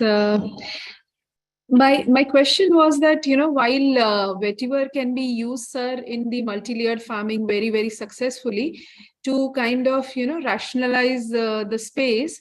If, we grow food giving plants or timber producing plants on the bunds, and use, rows of vetiver on the irrigation trenches, all along the irrigation trenches, like, where you are doing flood irrigation, then would that work? Because, one, it may help bring the nutrients, from the deep down soil, and kind of, penetrate on the either sides of the trenches. And at the same time, it will also act, it is easier to kind of cut the top layer and use it as mulch on the either side as and when required. So does this kind of strategy you think work? Because, the only reason of asking is that it may be once in a while flooded with water, because it is ideally an irrigation trench.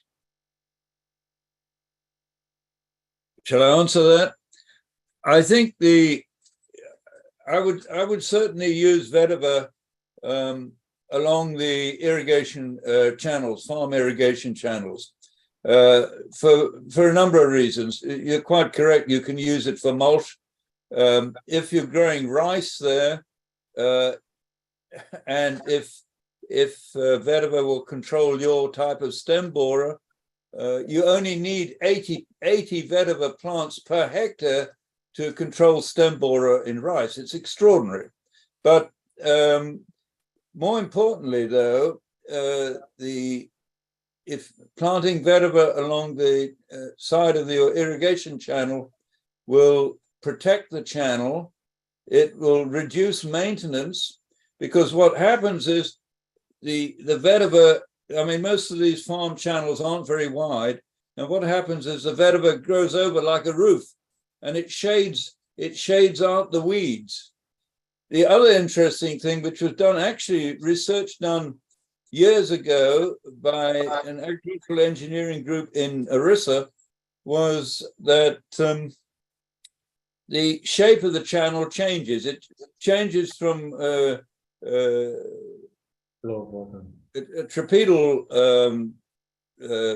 shape to a square shape, and the sides of the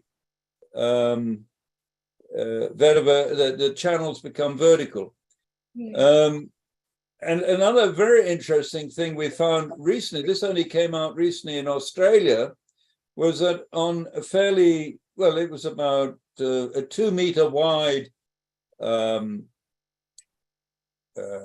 section with vetiver on either side, and there was a huge flood, and the water went down through this section and washed off about an inch of soil, and underneath that soil was a complete web of vetiver roots. So that also protected the bottom of the vetiver of the channel and reduced the chances of erosion. So all in all, I would say, yes, go ahead and do that. You will find some irrigation engineers will say you can't do that because it's going to cause problems and boom, boom, boom, but it doesn't. And I can assure you, I've seen it in Madagascar and places, and it works very, very well. Right. Yes. Let me add to what Mr. Grimshaw said. Another very useful way of understanding vetiver's real power, in our group only, another veteran, Mr. Vincent, P. Vincent, I think he's from Kerala. I see his posts in the group which is formed by Mr. Grimshaw. So he has an animation film of a slope of a hill where they have done trenches and planted vetiver inside, say a 2x2 trenches. And the vetiver, once it is planted, so whatever is the size of the pit on the surface of the soil, the root of the vetiver is much deeper. So you have 2 feet above the ground and minimum 3 feet below the ground. So now you have 5 feet of channels which slow the flow of the water and purify water. And then you catch that water ahead of that hill slope somewhere. It's a brilliant low cost, recharge and stopping of water. Outstanding. So we are doing this, Khajuraho. Going back to that Ethiopia story that Patanjali mentioned earlier, one of the largest promoting groups in Ethiopia for vetiver was the Ethiopian Wetland Society, the Wetland Restoration Society. They realized that wherever vetiver hedgerows had been planted, the groundwater improved so dramatically that the wetlands, which had dried up, now became proper wetlands again, and a lot of the fauna, particularly bird life, came back, and it was quite extraordinary. And we've seen the same. We've mentioned this. I've mentioned this previously. That in India, for example, where farmers have vetiver, they find the water in their wells at a much higher level, and it goes to show that vetiver will really do a lot to improve groundwater recharge, and you need that in India with climate change, and you get extreme weather events now. You get long periods of drought, and then you get extreme rainfall, and that rain you're going to lose most of it because it's coming down in large amounts. As soon as you put vetiver in there, it reduces that runoff, and there is a much greater groundwater recharge, and that's what you need. So my view is, I'm not sure if everybody agrees with this, but my view is that you need to do two things with vetiver. One is to put in vetiver hedgerows, the sort of standard stuff we were doing 30 years ago in India, and then between those hedgerows, you can plant more vetiver if you want, Patanjali style, for organic, food forests and so on. You do what you like, but that vetiver is the hedgerows are a bit like they're skeletal. They're like your bones in your body. They hold the whole thing together and give you protection. After that, you do what you like. Yes, very true. Absolutely, no two opinions about it. That's where our model is unique. I felt that it is a grass, such a wonder grass, and for bringing life back to, for bringing the life back to soil, it is so important that we have to bring it from the hedgerow to the main farm. That's my humble submission. Agreed. That's our experience, which is phenomenal. And when we start getting the shavings, the vetiver, other than the mulch, other than the fodder, also a remunerative price for the CBG, for the SAF, for mushroom making, for foam making, we have the opportunities of employment open to such an extent is unbelievable. So let's bring vetiver back to the farm, inside the farm, especially in a no-till farming, because I personally feel that if we want to survive, no-till has to be adopted. Vetiver is a very, very essential part of the no-till for bringing life to soil. This is our experience. Yeah, definitely hedgerow and also inside the farm, in my considered opinion, in my humble farmer's opinion. Sir, can I ask one question? Yes, yes. Yeah. Sir, here the question is that how many number of slips of vetiver are recommended in 1 acre of land? This is the first question.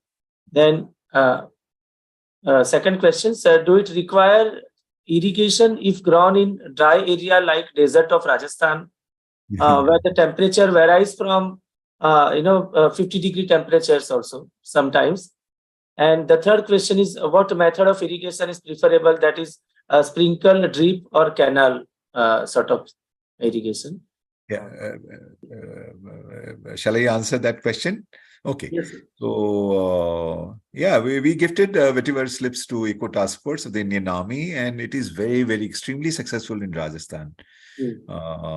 So not in one place, then now they have been multiplying it all over next to Ganga Nahar canals to Mohanpur and Jaipur, some areas, and with great results.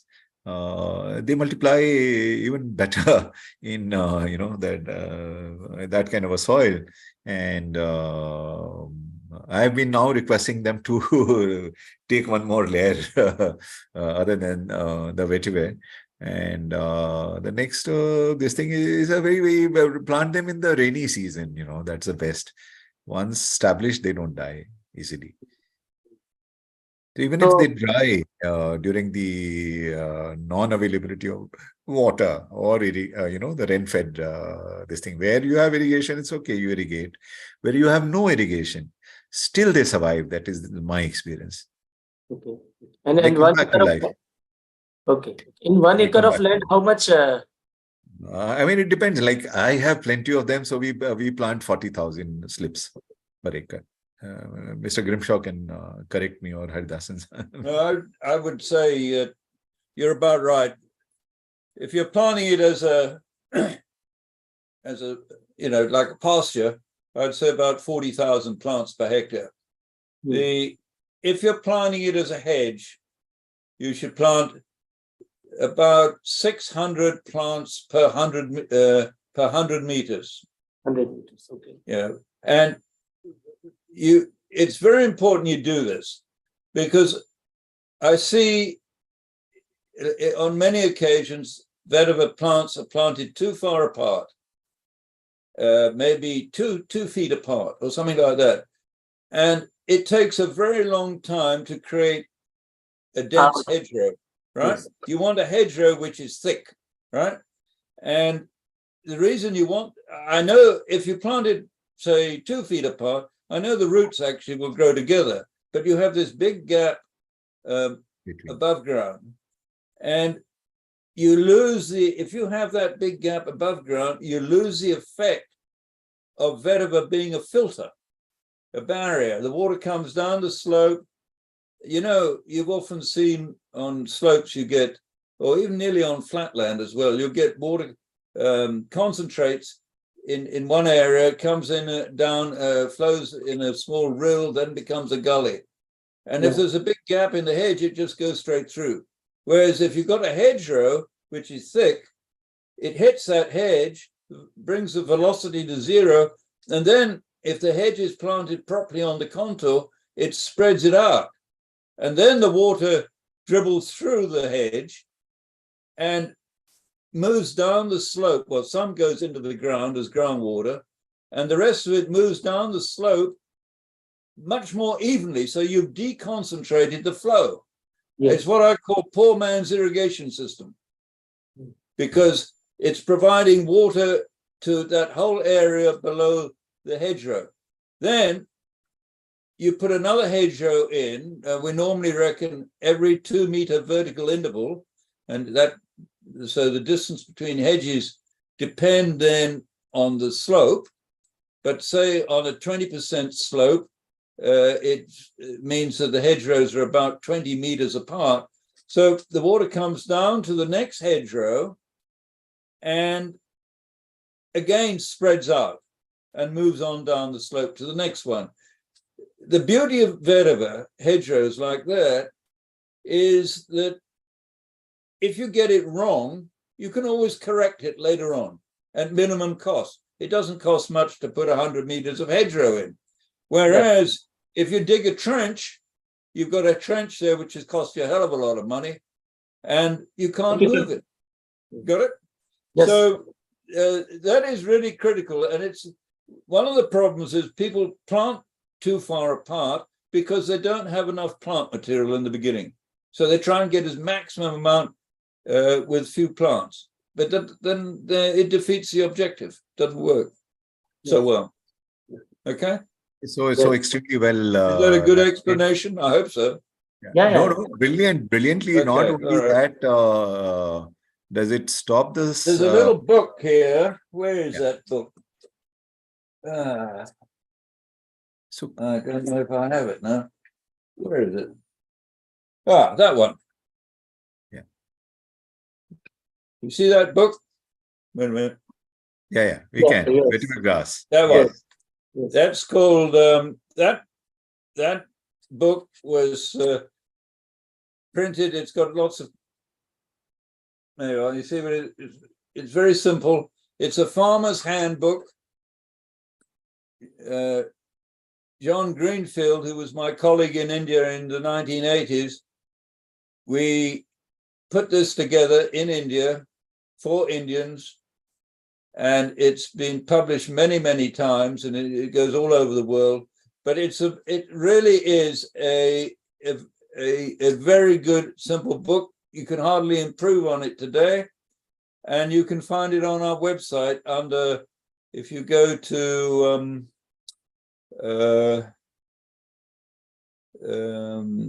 VeTiVer network. what section? Anyway, you go to the manuals and guides section under network services. That's right. Under networks, you'll find it there. You can download it and print it, and it's already been published in various languages in India anyway.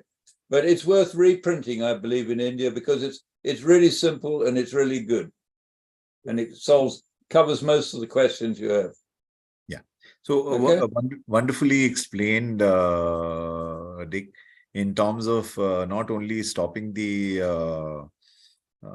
topsoil, also become a brilliant irrigation channel, which is a very profound thing, what he pointed out. And just imagine, if it is not a hedge grow, if you are growing it all across the ground as one layer. I'll give specific example of climate change.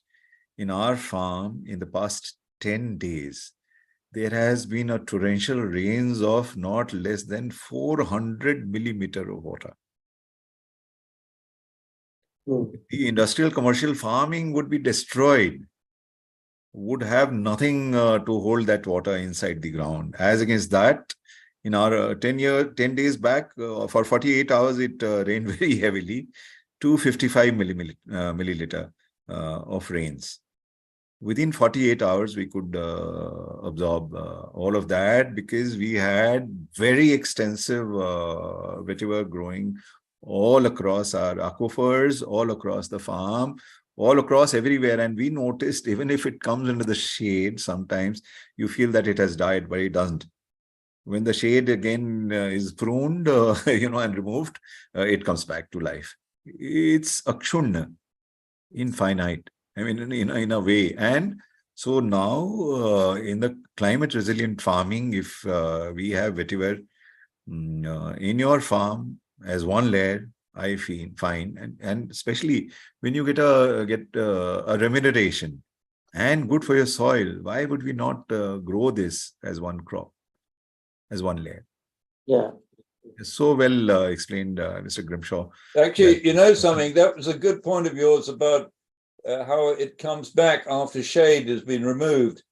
In Trinidad, vetiver was planted on a hillside, and it then became it reforested. Trees grew up, and the vetiver was totally shaded out. These were hedgerows, right? About 20 or 30 years later, they cut the trees down in order to put it into agricultural land, and these hedgerows emerged, and they were there. They were there all along. They hadn't died. They hadn't grown, but the plant still survived, and there was complete revival. It was amazing, actually, and we've seen that in many occasions in elsewhere in various locations. It's quite effective. Yes. So, see, Honorable Grimshaw, D. Grimshaw. In our Hindi language, it has been said that गांव की मिट्टी गांव में रहे और खेत का पानी खेत में रहे. Yeah. Means there should not be any erosion of the soil, and water should be retained by the farm. And today, with the help of this vetiver, our farmers are getting a better understanding that soil erosion can be stopped immediately with the help of the vetiver, and we can enrich the soil also with the help of these things. So thank you so much, and we are glad to hear. It does everything for you. Yeah.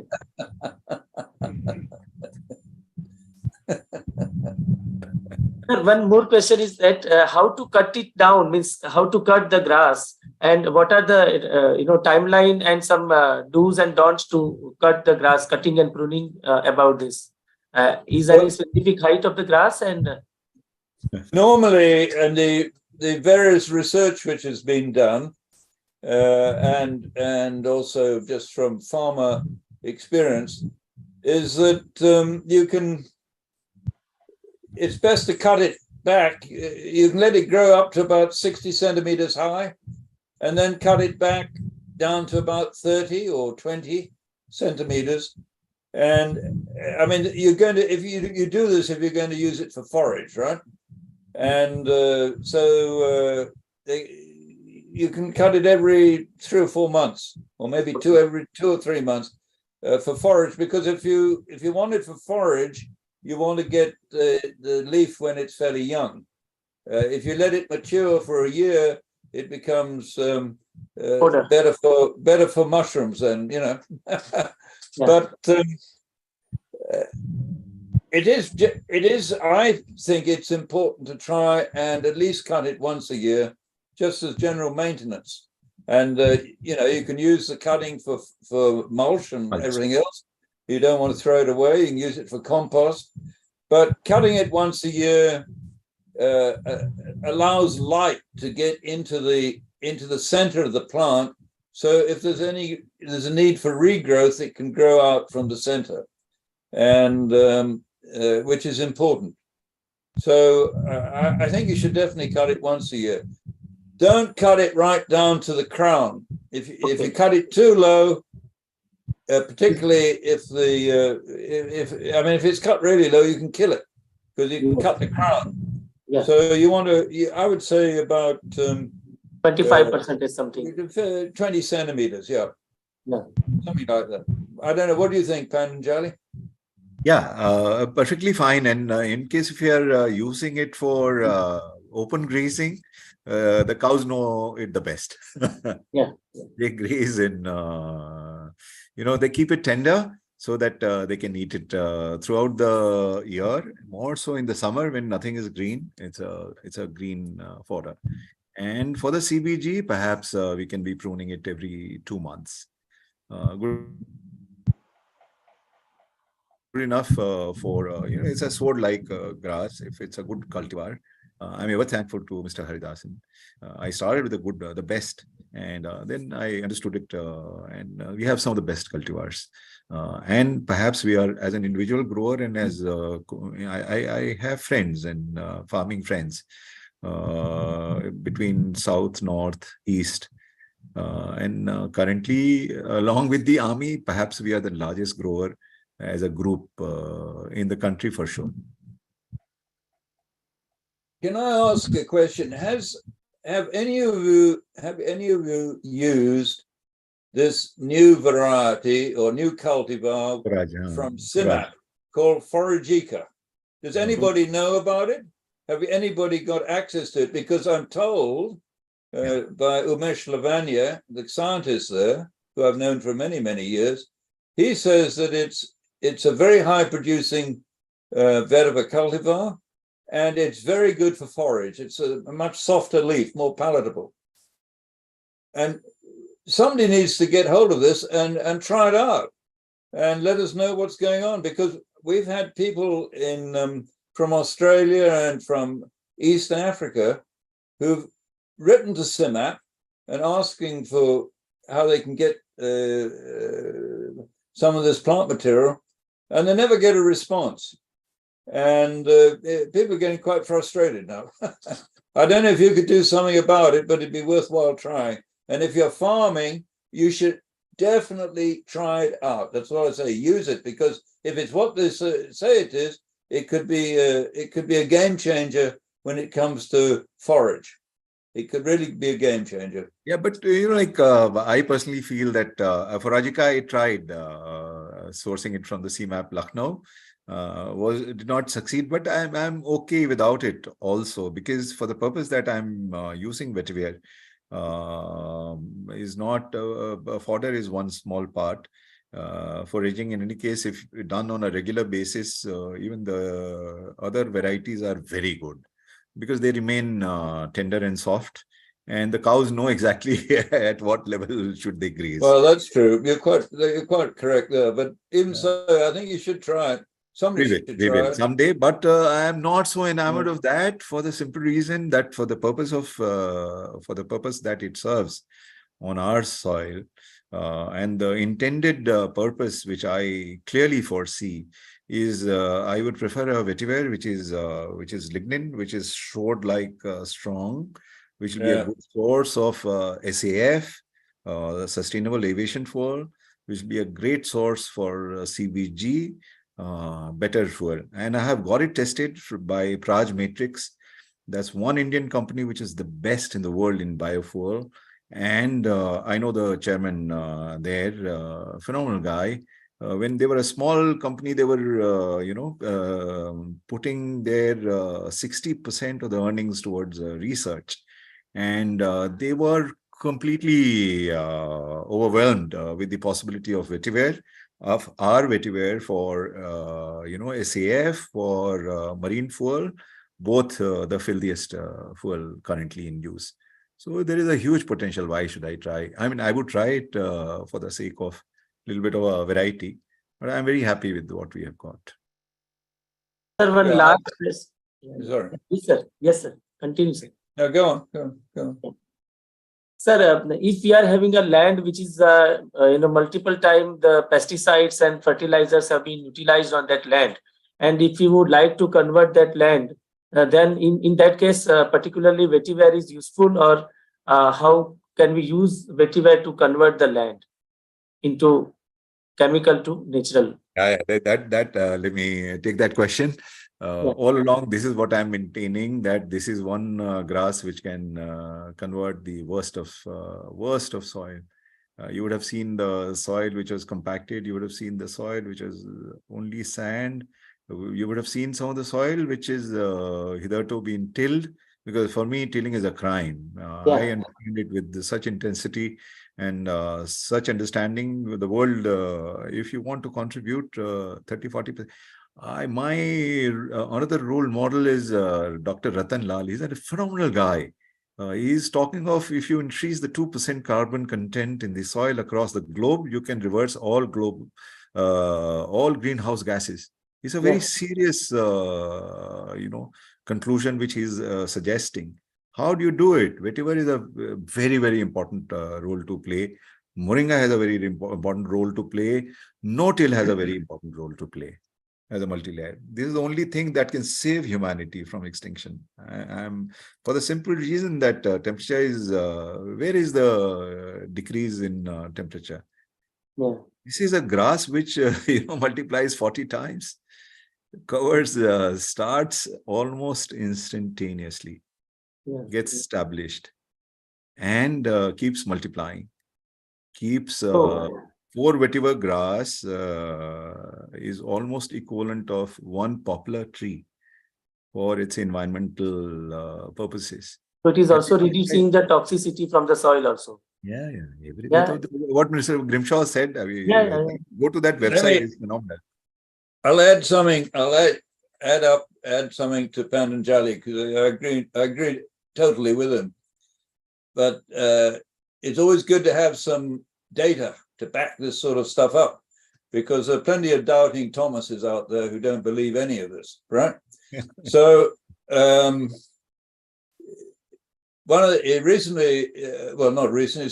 last 8 years has been research being done in Vietnam on how to deal with land which has been poisoned by Agent Orange during the Vietnam War. There was a lot of this stuff dropped out for defoliation, and it's a dioxin, a very nasty chemical causing cancer and all sorts of things. And they found, they've done this experimental work, and they found that vetiver does an extremely good job of removing dioxins from the soil and from, and they're not sure, but they think it also breaks it down. Vetiver definitely breaks down atrazine, for example. It'll, when it picks up atrazine out of the soil, it'll break it down. The vetiver work done by Truong in Australia showed that vetiver will tolerate up to 10,000 pounds of nitrogen per hectare. Most plants die at 2,000 pounds of nitrogen per hectare. So this is if you're in an area where, for example, there's been a very high toxicity due to over-fertilization and things like that, vetiver will clean all that up. I think in India, there's been some work done recently in using vetiver to clean up areas which have been at an explosive factory, Tata explosive factory, I think, and India, what's it, India Explosive Company, I don't know, IEC, I think. And it's been, Pradeep Kumar has been doing that work, and it's been very effective, cleaning up this toxic chemical area, high in nitrogen. And so, yeah, it'll do it. It'll do it. May take a bit of time, but it'll do it. Yes. And you can also do it, you know, the other thing is, of course, is if you're trying to stop these toxic chemicals from going, moving down into the watershed areas downstream, a lot of it's carried on the soil, right? And vetiver will block it. So it may not always remove it, but it'll block it and prevent it from moving off-site. Okay. Yeah, precisely. I mean, that cold dumping site, which would not grow a speck of grass, now has that one DIG CISF has planted vetiver with trees. In a year's time, it is green. Now I'm advising him on to throw the seed balls, and it's phenomenal experiment and no cost. Literally, very minimal cost, and the worst of dump that you can think of, the cold dump. Yes, and what Grimshaw said so rightly, that the chemicals, the serious chemicals, hazards, and the NPK, they all are poison, which is taking away the productivity of your soil. As I say, that bring life back to soil. Never forget the no-till. That people don't understand it with as intensity as I do. There is a movement in the world already happening. See that Kiss the Ground on Netflix. It's a very serious attempt. But it's not enough. What we are doing is way superior of no-till and multi-layer, because we have fragmented land and much more intense, much more productive. So the last note on this, what you would like to say, Patanjali sir and Grimshaw sir, because of you only this हमारा पूरा ये session का एक परम सीमा के ऊपर पहुंचा हुआ है. बहुत सारे लोगों ने इसके अंदर पार्टिसिपेट भी किया. So wonderful today, amazing, and we need to grasp this knowledge, and we need to understand, and we need to digest this, and उसको जमीन के ऊपर भी उतारना है. So सर का कोई मैसेज है, आपका कोई मैसेज है तो please let Mr. Grimshaw say first. No. Well, anyway, I think I'll tell you something which I've been thinking about during this discussion, is that I think actually putting on a Zoom discussion like this on a fairly regular basis would be a very, very useful thing to do. Yeah. And it would be an excellent way of helping to move knowledge about vetiver in India. And I would suggest that, you take specific topics. In one case, it might be just a focus on regenerative agriculture and food forests. Another occasion, it might be on use of vetiver in irrigation systems, or whatever it might be, and spend a couple of hours discussing it, and bring in lots of people to listen and to discuss. So we're doing this now in Latin America. Once a month, they have a Zoom meeting down there called Conversations, and it's become quite popular, and more people are joining in. It's a bit like having a live blog. No, not a blog. What do you call it? Podcast. It's a bit like a live podcast, but interactive, and they like it, and it's a good way of getting the message out. And this is something you're going to have to focus on. How do we get this information out to other people, and how do we show other people that what Patanjali is doing makes great sense and it works, and how this focusing on vetiver, on how does vetiver can improve life for the community. You see, one of the things I think about vetiver is because of all the different applications, and agriculture is just not one of them. There are many of them. It's something which, if we need to try and embed in communities, because the government's not going to help all these communities all the time, and most of the time, a lot of the government help's not very good anyway. And the very, very poor people, most of them are just ignored. And some of these communities, if they could get hold of vetiver and start understanding how it can be used broadly, how it can be used to prevent the local bridge on their road access to their village from being blown out during a flood, because if you plant vetiver on the bridge abutments, it'll stop erosion. It'll hold the bridge in place. How can you use it to deal with a landslide? How can you use it to sort out, clean up some of the drainage and effluent which flows around in the village streets and things like that? There are all sorts of ways of using it. And then the communities can use it for gardens, for improving their vegetable gardens, and so on and so on. It's interesting, in Kenya, I was talking to Caleb Amolo, who is a member of this group, actually, but he is our key man in Kenya for what Patanjali is doing. I mean, they're brothers. They're doing the same thing, actually. And he is now running courses for for poor people who've got virtually no land at all, except maybe a kitchen garden where they're growing vegetables. And he's showing them how they can do that in a clean, productive, non-poisonous way, using vetiver and other means, composting and all that. So I have a lot of hope, and I think this forum could go a long way for India to help move this forward. Anyway, there you are. Over to you, Patanjali. Yes. Yeah.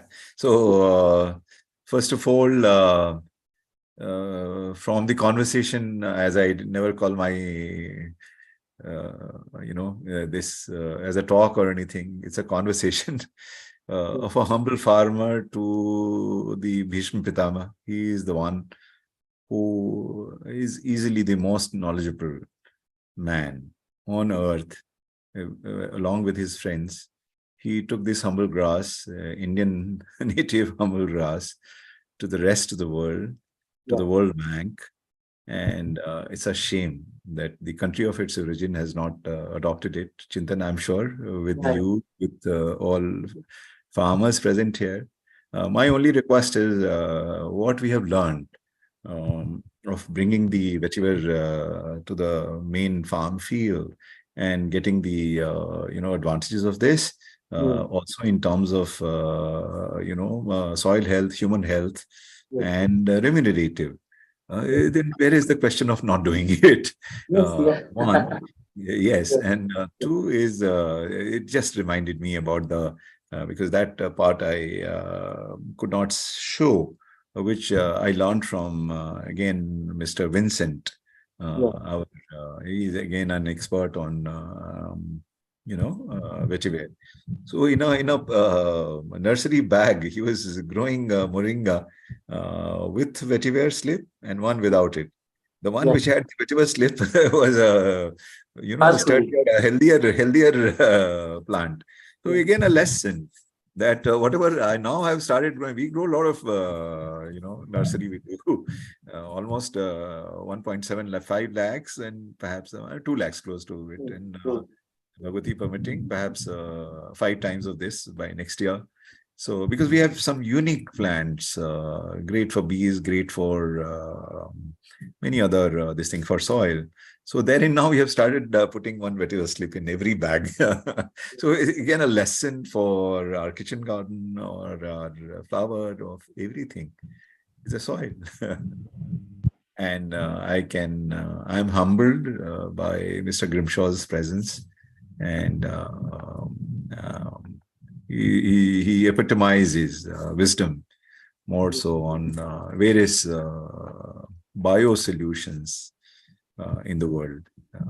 He's a man of great wisdom, and we all benefited by his presence here. Thank you so much, Mr. Grimshaw. Sir, with the due respect of Grimshaw sir and Patanjali sir, in fact, we would like to give the name both of you as a voice of vetiver. So and I'm a humble farmer. He's in a different league. He's the and on 31st October, near about that days, there is a convocation of this entire group of people. So on the basis, on behalf of International Hindu University, Florida, we would like to invite you from today itself, Mr. D. Grimshaw, Patanjali sir, obviously you are the family members, and now Mr. Grimshaw is also one of our family member. So आपकी presence में हमारे सारे participants का convocation हो, and we want your blessings to go ahead for this because it is a Indian grass, and as rightly said by you Patanjali sir, it is a shame on us that we are not even able to recognize our own, we are having a jewels in our hand, but we don't know what is having within us in our soil. At the last footnote, I would like to ask Nagesh ji to talk on this, and let us close this. It is almost 10, 15, 16. Yes, Nagesh ji. मैं सबसे पहले तो Patanjali sir को धन्यवाद देता हूँ Yes. कि उन्होंने ग्रिमशाह जी को हमारे साथ में जोड़ा, एक, और दूसरी बात, आज उन्होंने स्टेम बोरर, रोड बोरर और येलो बोरर की बातचीत की है, और पानी के ड्रेनेज पैटर्न की बातचीत की है. तो मैं उनके जो उन्होंने अबव सरफेस की बात की है, मैं बिलो सरफेस की बात करना चाहता हूं, ताकि हमारे जो पार्टिसिपेंट हैं उनको बात समझ में आए और उसका बेटर यूटिलिटी की तरफ वो जा पाए. क्योंकि जो पतंजलि सर ने जो बात कर रहे थे, जिस तरीके का वो विटीवर की बात कर रहे हैं, वो मोरिंगा की बात कर रहे हैं, वो शिव बबुल की बात कर रहे हैं, इन सबका रूट का पेनिट्रेशन का ड्रेनेज पैटर्न बिल्कुल अलग अलग है, और वो बहुत हेल्प करता है सारी चीज़ों को. अगर हमने उस चीज़ को समझ लिया है तो वो सारी चीज़ें हमको सक्सेसफुल रेट की तरफ बहुत आगे तक लेके जाएगी. और यही हमारी आज के डिबेट का, कन्वर्सेशन का, और एक दूसरे के साथ जो रैली चली है, और सर ने सब तरीके से बहुत अच्छे से समझाया है. इतना अच्छा एक्सप्लेनेशन हमको बार बार सुनने को मिलेगा, बार बार समझने को मिलेगा. तो हमारा इंडियन पैटर्न इतना अब नहीं रुकेगा इस काम करने के लिए, आगे बहुत अच्छे से आएगा. और मैं कहता हूँ फार्मरों को एक दूसरे के साथ में अपनी जो मेड़ होती है, बॉर्डर होती है, वहां पर लगाना चालू करें और एक दूसरे को एक्सचेंज चालू कर दे, अपने आप ठीक हो जाएगा. और विटीवर एबायोटिक बायोटिक स्ट्रेस को भी रोकता है, और एयर का जो स्ट्रक होता है उसको भी रोकता है, सन के भी प्रॉब्लम को रोकता है, जो उनका सॉइल को शेड के लिए भी देता है वो, और जितना शेड के साथ फिल्टर होना चाहिए वो सन को प्रॉपर तरीके से डिस्ट्रीब्यूट भी करता है. तो सॉइल के साथ में, वाटर के साथ में और एयर के साथ में, तीनों के साथ में, एयर का, सॉइल का और वाटर का जो कॉम्बिनेशन सर ने जो दिया है, वो मल्चिंग भी है, फिल्टर भी है, एरिएशन भी है, और हर तरीके का ऑटो सॉल्यूशन है ये, मैं इसको ऑटो सॉल्यूशन की तरह बात करना चाहता हूँ। जब भी आपको इस तरीके की चीजें लगे, सब लोग झा साहब से बात करके इस पूरे प्रक्रम को आगे बढ़ाएं। और मैं सबसे मतलब मैं ये भी कहना चाहता हूँ कि झा साहब से हमने अभी हाल बहुत थोड़ा लिया है, अभी हाल इस बात को लेके। तो अभी हमको उनके साथ में हनी के बारे में बात करना है, हमको उस बहुत सारी चीजें उनके साथ में लेना है, ताकि हमारे जो पार्टिसिपेंट है वो उनके पास कंप्लीट सॉल्यूशन जब तक नहीं जाएगा तब तक उनको एडॉप्शन करने के लिए थोड़ा सा हिच रहेगा। और झा साहब का एक और आज बहुत अच्छा चीज जो बाहर आया है कि झा साहब के ब्रदर और उनकी पूरी फैमिली ने जिस तरीके को पूरी चीज को अडॉप्ट करके पूरी कंट्री को जिस तरीके से मोटिवेट कर रहे हैं, मैं उन सबको भी धन्यवाद देना चाहता हूँ। और हमारे पार्टिसिपेंट को भी धन्यवाद देना चाहता हूँ कि उन्होंने पूरे धैर्य से सुना। और मैं इसलिए सर को नहीं बोल पाया कि वो इतने फ्लो में जैसे बोल रहे थे कि कोई क्लासिकल गा रहा है उसको बोले कि आप दूसरे संगीत में गाइए तो उसको वो फ्लो नहीं मिलेगा। और सर ने बहुत अच्छे से उस चीज को एक्सप्लेन किया है, इसलिए मैं हिंदी में इतना सारी चीज को बोल के उसको समाप्त करना चाहता हूँ। बहुत बहुत धन्यवाद। Thank you so much. Thank you. Thank you once again, sir. Thank you. Thank you, Mr. Thank you. Thank you. Thank you. Thank you so much. Thank you. Thank you.